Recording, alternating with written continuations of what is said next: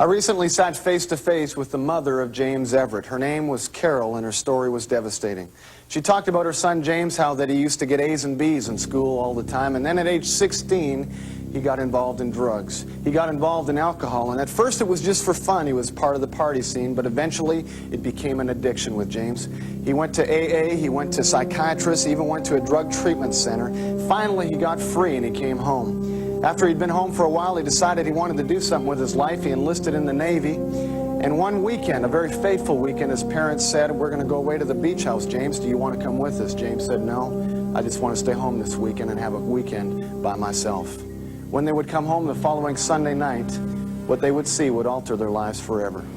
Well, we got home, and the house was completely dark. It was like he had gone and left the house. Our cats were all sitting in the kitchen, and it was just really, really strange, very, very quiet. And my husband was standing over a note that was on the kitchen table, and he said, "Oh my God." And he ran to the bedroom, and I ran to read the note, and immediately, you know, you see the note and you know what's happened. And he came back and said, "James has killed himself." And you just couldn't believe it. It was just unbelievable. James killed himself with his father's shotgun in the bathroom. Somehow he made his way to his parents' bedroom and fell upon their bed and died. His suicide note did little to explain the heart-wrenching question, why? It read like this: "I would like to leave Kevin my leather jacket in this picture. I would like Ned to have all my stereo equipment and my records. If you get the opportunity, tell Diane that I will always love her." To his family, he wrote, "I love you all. I'm sorry to cause you pain, especially since that's what I'm trying to get rid of. I want everyone to remember the good times we shared, and the world keeps on turning." This was the horrid, final chapter in James' life. One isolated case? I'm afraid not. Every single day, 5,500 young people across America attempt suicide. 18 of them are successful. That's one every 90 minutes.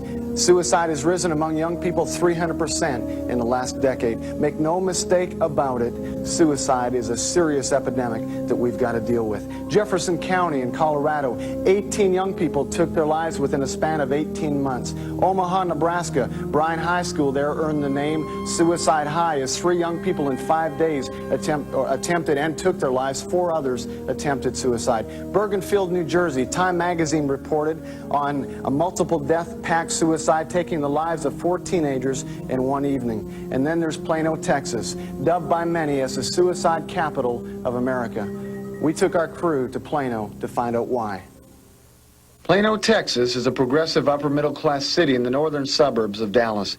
It has grown from a pleasant small town of 17,000 in 1970 to a bustling community of almost 100,000 people today. But 1983 would be a year the residents of Plano would never forget. We talked with Marilyn Brooks, the assistant superintendent for communications in the Plano high school system. In the spring and summer of 1983, we experienced a rash of teenage suicides, precipitated by an accidental death. Following that death, within a several-month span of time, then we had several other teenage deaths. I don't have to tell you that it shook us to the very foundation of the community. Between February of 1983 and May of 1984, 8 teenagers took the suicidal plunge. Steve Gundla and Mary Jacobs were found dead of carbon monoxide poisoning in the garage of this house. Both were 17. Soon after, the 18-year-old body of Kyle Good was found in his parents' house, also dead of carbon monoxide poisoning. Kyle had reportedly just completed his final test for his first semester at Richmond Community College. Plano police say that there was no indication as to why he might have taken his own life. The horror story continued. It was 8 o'clock on a Monday night when David Harris went into his parents' room to take a shower. And probably 2 minutes later, we heard just a muffled thud. And he had got my 357 and just went bang. Gene Harris said his son had no major problems. His only complaint was a brace put on his teeth just a few hours before his death. I think he just got pushed over the edge, maybe possibly by the pain with this brace and a temporary insanity, and just did it.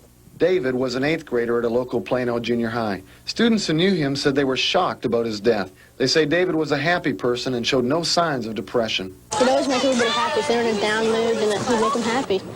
I'd be in a down mood sometimes, and he'd always make me laugh. Needless to say, these events sent shockwaves through the city of Plano, especially the high schools. I even thought about going to church. I don't go to church, and this is the 3rd friend of mine that's died in the past week that's killed themselves. I knew the other 2 that killed themselves, Bridget and Steve.